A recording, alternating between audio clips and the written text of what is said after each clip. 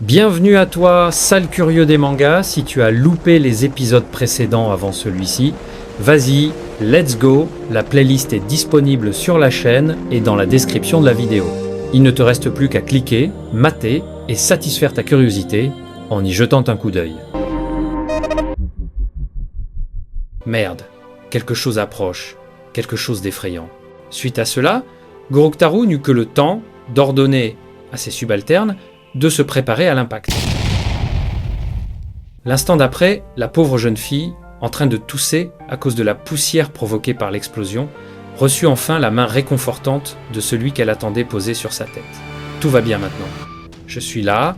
Goroktaro, qui réussit à s'éloigner à temps, était vraiment effrayé par ce qu'il voyait et ce qu'il ressentait. Devant lui se trouvait le dragon Kaizel qui fixait sa direction, accompagné de son maître.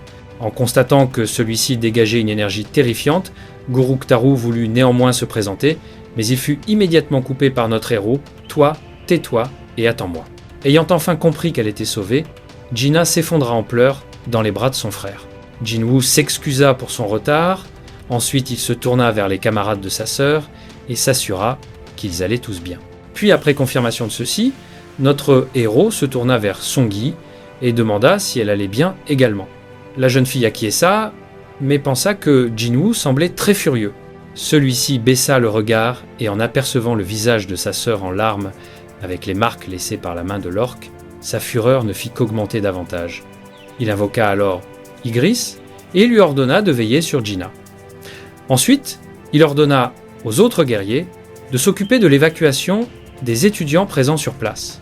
En voyant cela, les orques voulurent intervenir, mais l'ordre sec de Jinwoo de ne pas bouger, accompagné de son aura intimidante, les fit se figer sur place.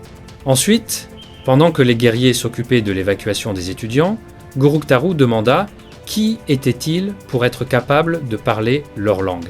Mais constatant que Jinwoo ne comptait pas répondre à sa question, il ordonna alors à ses guerriers de l'attaquer.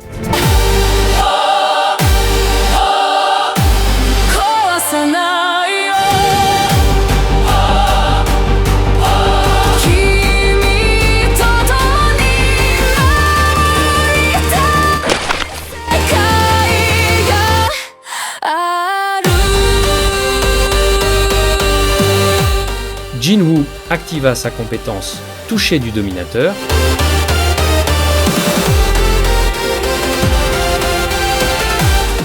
Les autres guerriers orques décidèrent tous de foncer sur Jinwoo simultanément. Face à ce spectacle, Goroktaro resta bouche bée. Mais la main de Jinwoo lui ferma la bouche, puis l'écrasa contre le mur non loin derrière. Il regarda autour de lui, et en constatant le carnage que les orques avaient provoqué, Jinwoo demanda pourquoi ils faisaient cela. Pourquoi leur espèce tenait tant à massacrer les humains. Une voix dans nos esprits nous ordonne constamment de massacrer les humains. Et qu'en est-il de moi alors?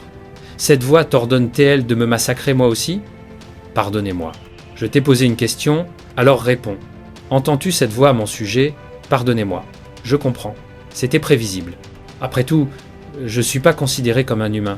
Ce n'est pas grave. Je te pardonne. Au même instant, dans le donjon à Gangnam, les chasseurs faisaient face à un nouveau problème complètement inattendu.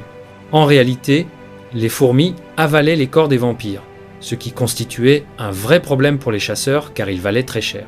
La fourmi ne voulait tellement pas lâcher son encas qu'elle finit même par blesser la chasseuse pour qu'elle lâche sa nourriture et l'avala rapidement une fois cela fait.